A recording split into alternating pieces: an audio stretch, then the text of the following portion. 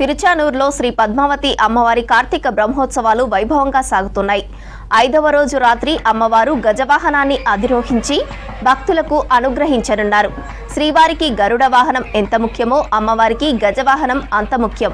గజవాహన సేవను పురస్కరించుకొని తిరుమల శ్రీవారి లక్ష్మీకాసుల హారాన్ని తిరుచానూరుకు శోభయాత్రగా తీసుకెళ్లారు.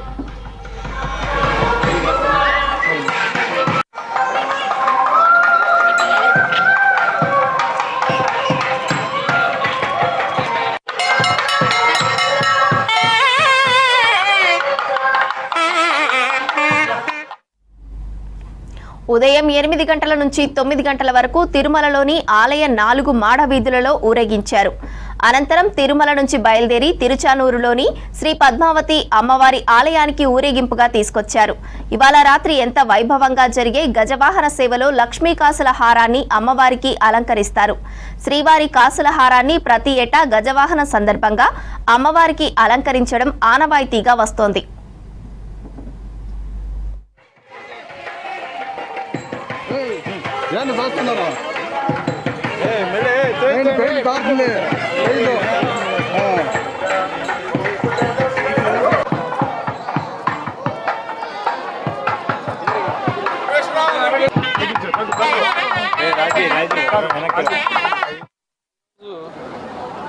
స్వామివారి లక్ష్మీ కాసుల హారాన్ని సాంప్రదాయబద్ధంగా ఊరేగించి తిరుచానూరు అమ్మవారికి సమర్పించడం జరుగుతుంది.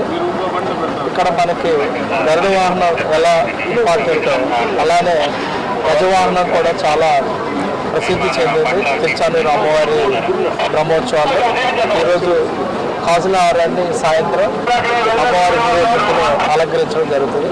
చాలా సాంప్రదాయబద్ధంగా అనేక సంవత్సరాలుగా వచ్చిన సాంప్రదాయాన్ని ఈరోజు కూడా అలా పాటిస్తున్నాం. ఓం నమో వెంకటేశ్వర.